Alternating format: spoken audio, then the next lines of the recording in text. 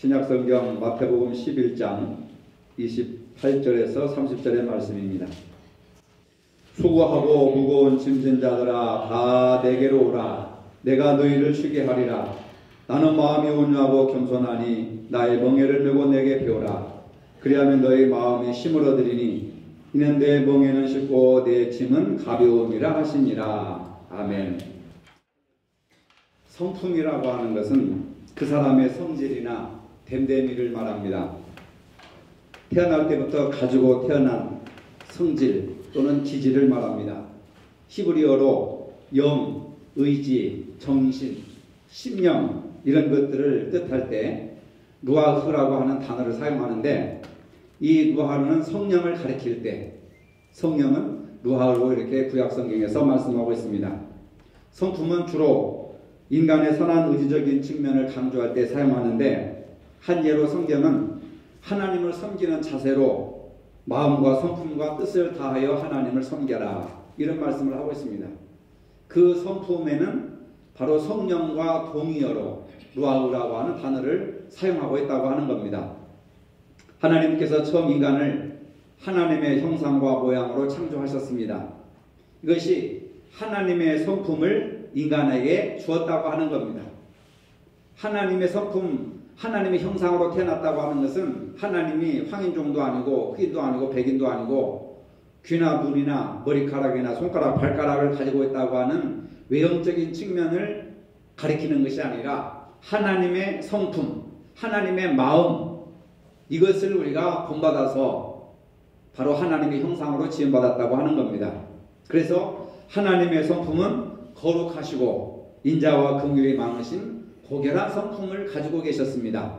그러나 인간이 죄를 짓고 타락하여서 그 성품을 잃어버리고 말았습니다. 하나님의 성품을 상실한 인간은 하나님과의 교제가 단절되어서 영적으로 죽은 상태가 되었습니다. 그 성품이 완전히 부패하여서 회복 불가능하게 되었습니다. 근데 하나님께서 죄악 가운데 살아가는 우리 인간들을 위해서 예수 그리스도를 이 땅에 보내주셔서 그의 성품을 회복하는 길을 열어주셨습니다. 육신으로 이 땅에 오신 예수님은 완전한 하나님의 형상으로서 하나님의 성품을 회복하는 길을 우리에게 보여주셨습니다. 하나님의 성품을 상실한 채 죄악 가운데, 절망 가운데, 흑암 가운데 살아가고 있는 우리의 죄를 청산시키시기 위해서 십자가에 몸짓고 피 흘려 죽으시고 3일 만에 부활하셨습니다. 예수님의 십자가 고난과 부활로 말미암아 우리에게는 영원한 생명이 주어졌고, 그 생명을 통해서 우리는 하나님의 성품을 소유하게 되었습니다.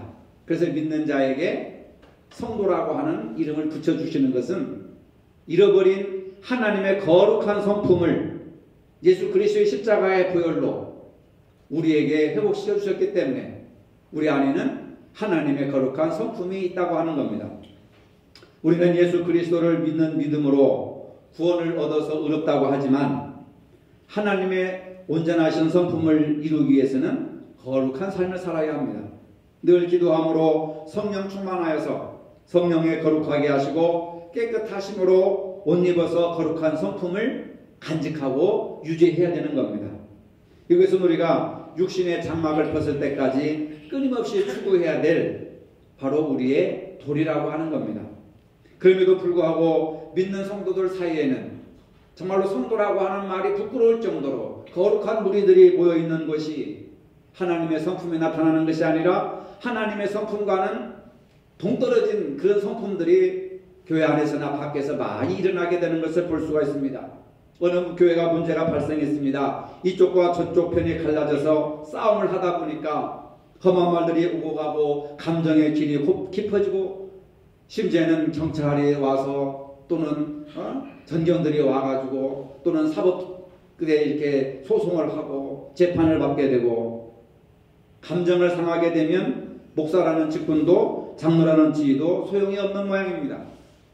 그냥 자기가 하고 싶은 말만 하고 자기가 큰 소리를 치고 하나님의 거룩한 성품은 교회 안에서도 온데간데 없고, 그런 갈등을 가지고 있는 교회들이 얼마나 많은지 모릅니다. 중요한 것은 우리가 평상시는 잘 드러나지 않지만은 근본적인 성품이 그런 극한적인 상황에 다다르면 그 모습이 드러난다는 겁니다. 여러분 막걸리를 아시죠? 막걸리를 이렇게 병으로 보면은 밑에 좀 찌꺼기가 있고 위에는 맑은 물이 있습니다. 평소에는 막걸리를 가만히 두면은 찌꺼기와 맑은 물이 분리되어 있어서 괜찮지만은 이것을 마구 흔들어 버리면은 밑에 있는 이 찌꺼기가 부유물이 위로 올라와 가지고 혼탁하게 되는 것을 볼 수가 있습니다. 사람들의 성품이 가만히 있을 때는 평안할 때는 악한 성품이나 나쁜 말들이 나오질 않습니다. 근데 어떤 문제가 생기고 화가 나면은 내 안에 있던 이 찌꺼기, 죄악의 불순물들이 막 입으로 나오고 행동으로 나오고 손발로 나오고 눈빛으로 나오는 겁니다. 이것은 믿는 사람이나 믿지 않는 사람이나 평안할 때는 평안할 때는 다 천사처럼 이렇게 아름답고 고귀한 모습을 갖고 있지만 화가 나면은 물불을 가리지 않고 하나님의 형상과 하나님의 성품은 찾아볼 수 없이 아주 타락한 인간의 극한적인 모습을 보게 된다는 겁니다. 그런데 이러한 갈등의 문제들은 모르는 사람 사이에서 발생하는 것이 아니라 가장 친밀한 사람들, 가장 가까운 사람들, 가족이라든지 교회라든지 직장이라든지 이런 나와 공동체를 이루는 사람들 사이에서 갈등이 많이 유발된다고 하는 겁니다. 미국의 통계에 의하면 폭력 범죄의 55%가 가정폭력으로 나타나고 피살자의 90%가 아는 사람에게 죽임을 당하고 그중 45%는 친척에게 살해를 당한다고 하는 통계가 있습니다. 그러니까 폭력과 살인과 갈등은 가까운 사람일수록 그것들이 더 많이 일어나게 된다는 사실입니다. 사람의 성품 문제는 나와 상관없는 사람들 사이의 문제가 아니라 오늘 우리가 살을 맞대고 살아가는 그러한 가장 친밀한 사람들 사이에서 나타나는 문제라고 하는 사실입니다. 가까운 사람일수록 갈등이 불거질 기회도 많다는 사실에 우리가 주목해야 됩니다. 여러분들이 아프리카에 있는 주민들한테 상처받은 일 있습니까? 미국 사람들한테 상처받은 일 있습니까? 아니잖아요. 여러분들의 가정, 여러분들의 친척, 친구, 교인들, 또 직장 동료들 늘 눈만 뜨면 같이 살고 있는 함께 얼굴을 마주보고 있는 그 사람들 사이에서 갈등이 일어나고 폭력이 일어나고 그 다음에 악한 인간의 본성이 나타난다고 하는 사실입니다. 보통 사람들은 문제가 발생할 때 어떻게 문제를 해결합니까? 술을 먹습니다. 담배를 피우기도 합니다. 또는 신경안정제를 먹기도 합니다. 그러나 이러한 방법은 잠시 동안 마음을 가라앉을 뿐 근본적인 문제를 해결할 수 있는 방법은 아니라고 하는 것입니다. 우리가 살고 있는 현대사회의 폭력과 갈등의 모습을 보면 지금 우리에게 성품이 얼마나 중요한 것인가. 여러분, 예수를 잘 믿는다고 하는 것은 내가 예수님의 성품을 얼마나 닮아가고 있느냐, 내가 하나님의 성품을 얼마나 닮아가고 있느냐, 이 성품의 문제입니다. 감정의 문제라고 하는 거예요. 성품은 아무도 모르는 그리고 아무도 보는 이 없는 그런 곳에서 진정성을 드러낸다고 하는 겁니다. 빌 하이벨스 목사는 그의 책 아무도 보는 이 없을 때 당신은 누구인가, 좀 긴 제목이지만 그런 책을 통해서 사람의 인격이라고 하는 것은 보는 사람이 없을 때 그 사람이 하는 행동이 그 사람의 인격이다. 많은 사람들이 주목하고 있을 때는 천사가 됩니다. 근데 혼자가 있을 때 누가 아무도 안 볼 때는 많은 사람들이 뭐합니까? 하지 못할 짓들을 얼마나 많이 하는지 모릅니다. 그러니까 그 사람의 인격이라고 하는 것은 많은 사람 앞에 드러난 그 사람의 모습이 아니라 아무도 없을 때 혼자 있을 때 하는 행동이 그 사람의 인격이다. 이런 말을 했습니다. 인격은 우리가 무엇을 했는가가 아니라 우리가 어떤 사람인가 하는 겁니다. 여러분 어떤 사람입니까? 말 많은 사람입니까? 욕심 많은 사람입니까? 성질이 급한 사람입니까? 화를 잘 내는 사람입니까? 어떤 사람이 나를 기억할 때 그 사람이 어떤 사람이냐? 말 많은 사람이야. 또 약속을 지키지 않는 사람이야. 또 성질이 더러운 사람이야. 거짓말하는 사람이야. 아주 부담스러운 사람이야. 여러분 이것이 나의 성품이고 이것이 그 사람들의 눈에 비친 내 모습이라고 하는 겁니다. 아무리 우리가 거룩하고 아무리 우리가 천사처럼 가장을 하고 있어도 상대방이 나를 어떻게 평가하느냐, 주님께서 나를 어떻게 보시느냐가 나의 인격이고 성품이라는 걸 믿으시기를 바랍니다. 나의 성품은 그 누구도 없는 곳에서 드러나는 나의 모습입니다. 하나님 앞에서의 나의 성품은 눈에 보이지 않는 하나님 앞에서 드러나는 나의 모습이라고 하는 겁니다. 아무리 인격이 훌륭하다 해도 절대적으로 그것으로 하나님 앞에서 구원을 얻을 수가 없습니다. 주님, 제가 주님을 알고 구원을 받았습니다. 이제 구원받은 자로서 어떻게 살아야 할까요? 묻는 사람에게 성품이 무엇인지 다시 그 해답을 찾을 수가 있다고 하는 겁니다. 로마서 8장 29절입니다. 하나님이 미리 아신 자들을 또한 그 아들의 형상을 본받게 하기 위하여 미리 정하였으니 이는 그로 많은 형제 중에서 맏아들이 되게 하려 하심이라. 하나님께서 우리를 부르시고 구원받은 백성을 삼으신 이유는 아들의 형상을 본받게 하기 위함이다. 이렇게 말씀하고 있습니다. 예수 그리스도의 형상을 본받게 하기 위해서 우리를 부르시고 구원하시고 하나님의 백성으로 삼으시고 교훈으로 세워주셨다고 하는 겁니다. 그렇다고 한다면 오늘 나에게는 아들의 형상이 있는가?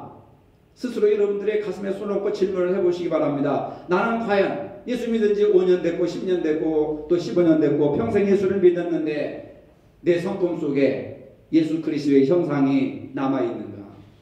예수 그리스도의 형상이 내 안에 있는가? 우리가 스스로 질문을 해야 된다는 겁니다. 예수님께서는 자신의 마음이라 하시면서 스스로 정의하시기를 오늘 본문에 이렇게 말씀하십니다. 나는 마음이 온유하고 겸손하니. 예수님의 성품은 온유하고 겸손하니, 이게 예수님의 성품이라고 하는 겁니다. 그대로 직역하면 나는 온유하다 그리고 마음이 겸손하다 하는 뜻입니다. 예수님의 성품은 나는 마음이 온유하고 겸손하니 그러니 내게로 와서 배워라. 여러분들을 누가 본받겠습니까? 나는 저 사람처럼 믿지 않을 거야, 저 사람처럼 살지 않을 거야, 그런 본보기가 돼서는 안 됩니다. 나는 저분처럼 기도 생활하고, 저분처럼 전도 생활하고, 저분처럼 섬기는 생활하고, 저분처럼 예배에 몸이 되고, 저분처럼 언행에 본이 되는 그런 좋은 면에서 그리스도의 본으로 우리가 본을 보여야 되지. 예수님은 나는 마음이 온유하고 겸손하니 그러니 내게 와서 온유와 겸손을 배워라 이렇게 말하고 있습니다. 바울도 나는 그리스도를 본받는 자니 너희도 나를 본받으라 이렇게 말씀하고 있습니다. 잘난 사람보다 온유한 사람을 더 좋아합니다. 온유함이 사랑의 모습이기 때문에 그렇습니다. 온유함은 따뜻하며 마음을 편안하게 해줍니다. 온유함은 좋은 관계를 유지하고 사람들에게 깊은 감동을 줍니다. 온유함은 사람을 살립니다. 온유함은 항상 겸손과 함께 갑니다. 온유함은 마음의 겸손에서 흘러나오는 겁니다. 겸손한 것을 밖으로 보일 때 그것이 온유함으로 나타난다는 겁니다. 여러분들은 어떤 사람을 더 좋아합니까? 온유하고 겸손한 사람을 좋아합니까? 교만하고 혈기 부리고 그런 사람들을 여러분들이 더 좋아합니까? 나는 온유하고 겸손한 사람이 좋습니다 하면 내가 온유하고 겸손한 사람이 되어야 한다 말입니다. 하나님은 겸손의 문을 통해서 우리 마음속에 들어오십니다. 사탄은 교만의 문을 통해서 우리에게 들어옵니다. 참 겸손한 사람은 나는 겸손하지 않습니다 이런 말을 합니다. 대단한 겸손을 가진 사람은 나는 교만한 죄인입니다 이런 말을 합니다. 그런데 최고로 교만한 사람은 나는 교만하지 않습니다 이런 말을 합니다. 죽을 때까지 고치지 못하는 구제불능의 교만한 사람은 나는 겸손한 사람입니다 이렇게 말한다는 겁니다. 겸손에 관하여 다음과 같은 이야기가 있습니다. 20세기 예수라고 하는 알버트 슈바이처 박사는 아프리카 검은 대륙에 가서 흑인들을 위해서, 아프리카 원주민들을 위해서 병원을 짓고 무료로 다 진료를 해줍니다.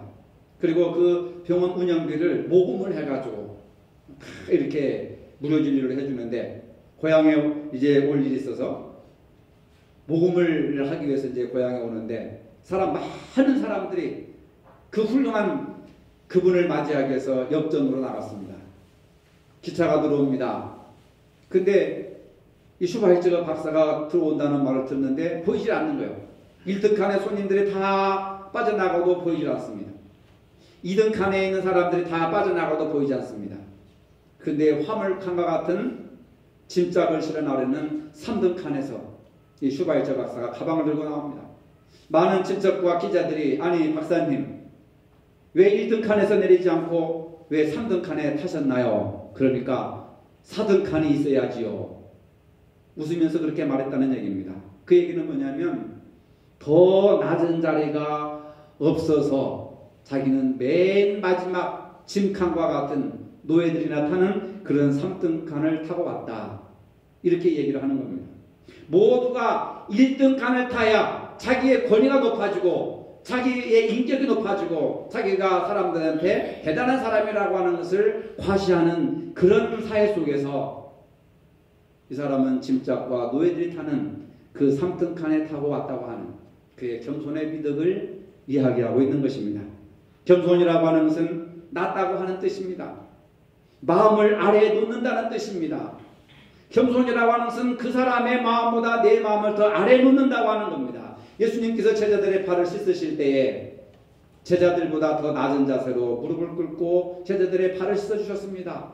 자신의 자세를 상대방보다 낮추는 것, 상대방보다 낮은 자리에 앉는다고 하는 것이 겸손이라고 하는 뜻입니다. 절을 할 때 가장 높은 머리를 땅에 대고 절을 하는 것은 자신을 낮춘다고 하는 자세가 있습니다. 이것이 바로 겸손입니다. 빌립보서 2장 3절에 아무 일에든지 다툼이나 허용으로 하지 말고 오직 겸손한 마음으로 각각 자기보다 남을 낮게 여기고 사람들을 멸시하지 말고 나보다 높게 여기며 대하라고 하는 겁니다. 그런데 우리는 이렇게 살면 자기 자존심이 상하는 것이고 절대로 용납을 못하기 때문에 나는 저 사람보다 잘났어, 나는 많이 가졌어, 많이 알고 있어, 나는 저 사람보다 높아 훌륭해 하면서 계단처럼 상대방들을 밟고 올라가는 그런 교만한 마음들을 우리가 가지고 있는 겁니다. 예수님은 나는 오냐고 겸손하니 내게 와서 배우라고 하신 예수님의 성품을 우리가 평생 동안 교회 생활하면서 닮아가야 되는 겁니다. 천국은 조문이라고 했습니다. 오냐고 겸손한 자들이 천국에 들어가는 것입니다. 여러분. 마가복음 10장 14절 16절에 보니까 어린아이들이 막 예수님이 사역하시는데 막 와서 뛰놀고 장난치고 그 부모들이 우리 자식 잘 되게 해달라고 어떻게든 예수님 가까이 가서 만지게 해달라고 막 이렇게 아주 북새통을 이루고 있는데 제자들은 그 질서를 잡기 위해서 아이들을 이렇게 정리하고 부모들에게 막 얘기를 합니다. 어떻게 아이들을 예수님 앞에 데리고 와가지고 지금 예수님이 얼마나 소중한 일을 하는데 지금 이 분위기를 엉망으로 만드느냐.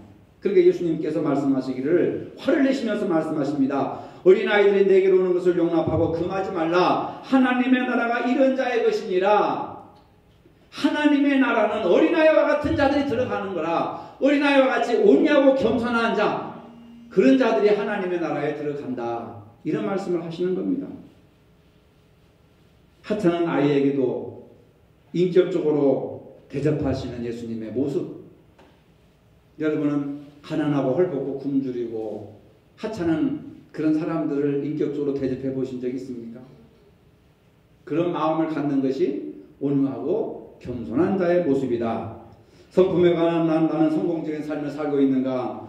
성품에는 기준이 있습니다. 베드로전서 4장 11절에 만일 누가 말하려면 하나님의 말씀을 하는 것 같이 하고 누가 봉사하려면 하나님의 공급하시는 힘으로 하는 것 같이 하라. 온유하고 겸손하는데도 기준이 있단 말입니다. 열심히 서로 사랑하라 라고 하는 그 말씀의 지침으로 베드로 사도는 하나님의 말씀, 하나님의 공급하시는 힘으로 사랑하라. 사랑하는데도 하나님의 말씀으로 사랑하고 하나님이 공급하시는 힘으로 사랑해라. 내 의지로 사랑해서는 그 사랑이 오래 지속될 수가 없다. 누군가를 위해서 사랑하고 권면하고 봉사하는 일 하려면은 하나님의 말씀을 하는 것 같이 사랑하는 것도 봉사하는 것도 섬기는 것도 하나님의 말씀이 기준이 되어야 된다는 겁니다. 그리고 우리가 찬송을 하든지 기도를 하든지 봉사를 하든지 내 힘으로 해서는 안 돼요.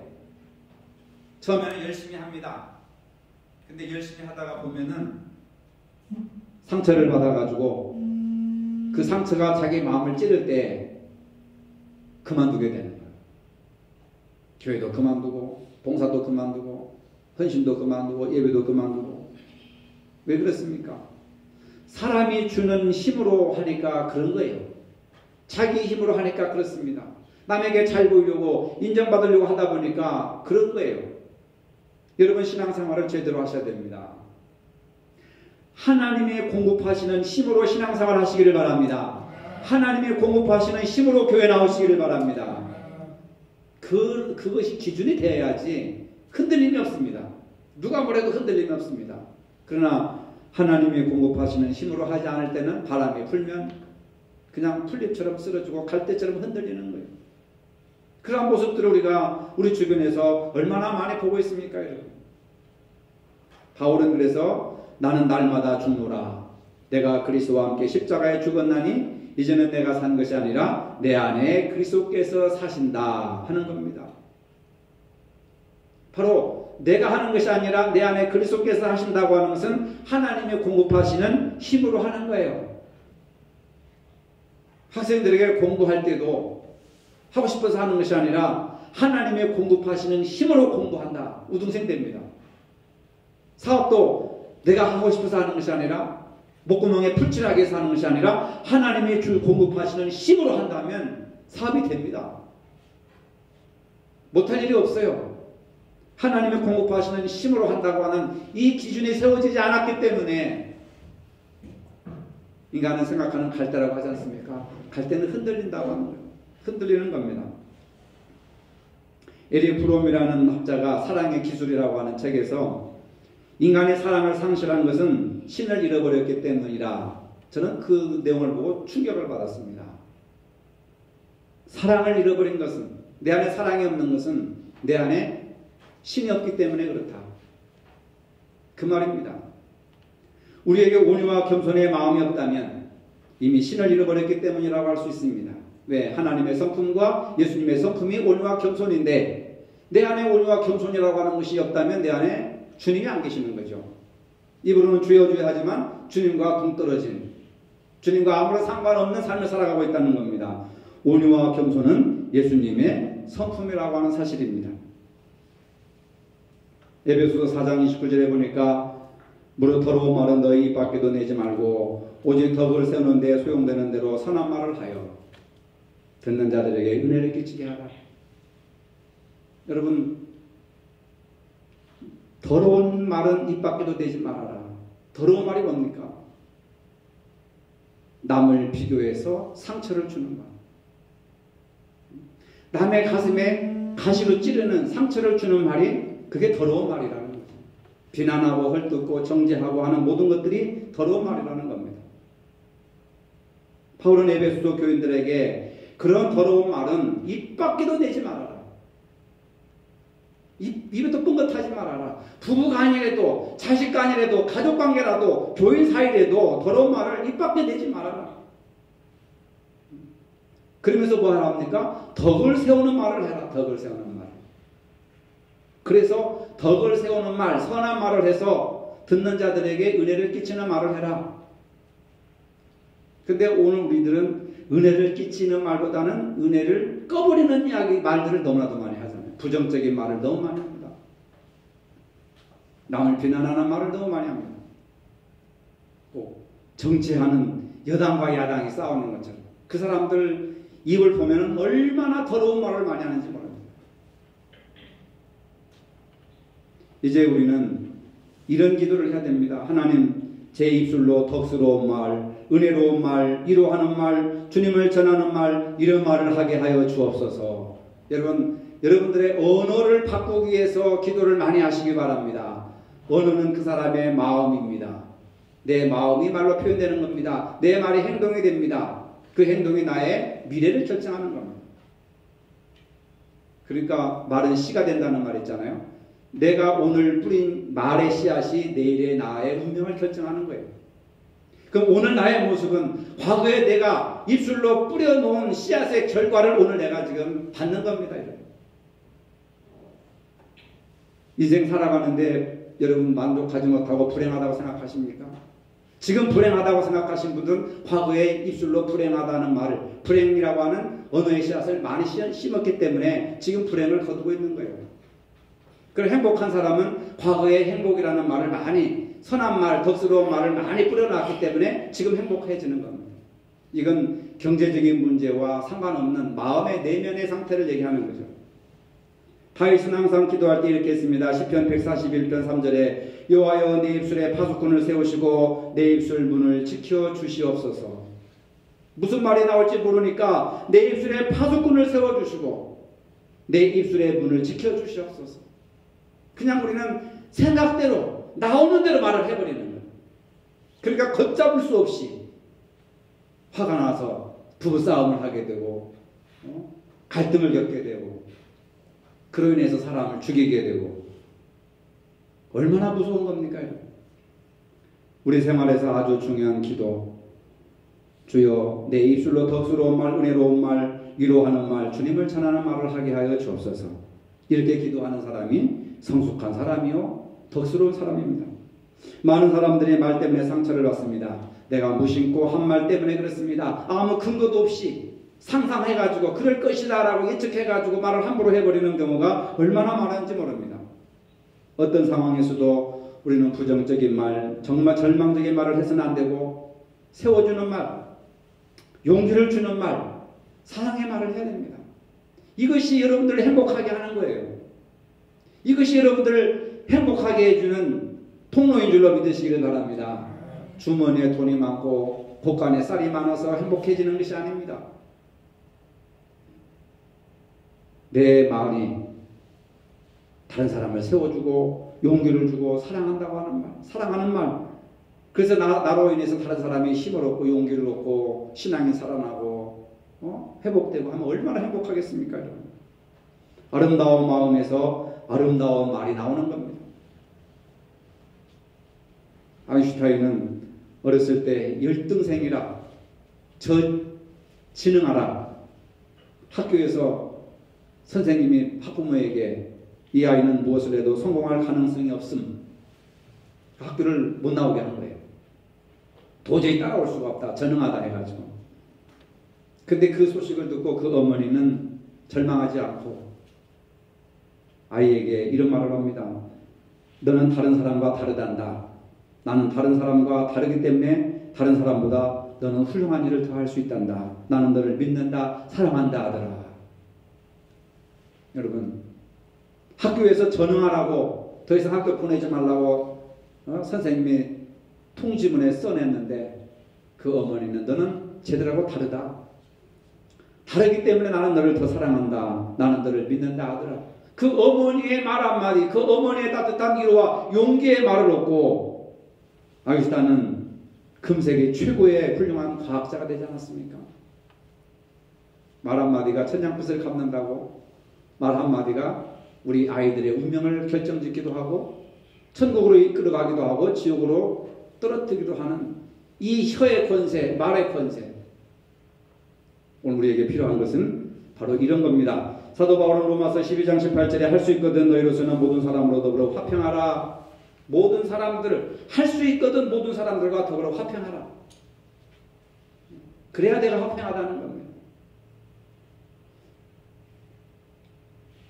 이규용 작가의 아들아 인생의 큰 그림을 그려라 라고 하는 글 중에 너무 좋아서 설교에 인용을 합니다. 승자는 문제 속으로 뛰어들고 패자는 문제의 주변을 맴돈다. 승자는 눈 쌓인 벌판을 밟아 크기를 만들고 패자는 쌓인 눈이 녹기만을 기다린다. 승자의 주머니 속에는 꿈이 있고 패자의 주머니 속에는 욕심이 있다. 승자는 등수나 포상과는 상관없이 달리나 패자는 포상만 바라보고 달린다. 승자는 달리는 도중에 이미 행복감에 젖어 있으나 패자는 경주가 끝나도 행복감을 느끼지 못한다. 여러분, 지금 사는 것이 행복합니까? 아니면 불행하다고 생각하십니까? 사는 것이 행복하지 못하다면 지금 여러분들의 성품을 돌아봐야 할 시간입니다. 기도하시겠습니다. 걸어가신 주님, 우리 시대에 가장 필요한 것은 주님의 성품을 본받는 것입니다. 주님은 자신을 소개하실 때에 나는 온유하고 겸손하니 내게로 와서 배우라고 말씀해 주셨습니다. 내가 온유하고 겸손하지 못하는데 누구를 전도할 수 있으며 누가 교회에 나와서 배우라고 할 수가 있겠습니까? 주여 우리의 위선과 가면을 벗어던지게 하시고 잘못된 허위의식을 깨트려버리게 하시고 오늘 이 시간부터 온유와 겸손하신 주님의 성품을 평생 동안 본받기에 힘쓸 수 있는 복된 저희들이 되게 하여 주시옵소서. 예수님의 이름으로 기도합니다. 아멘.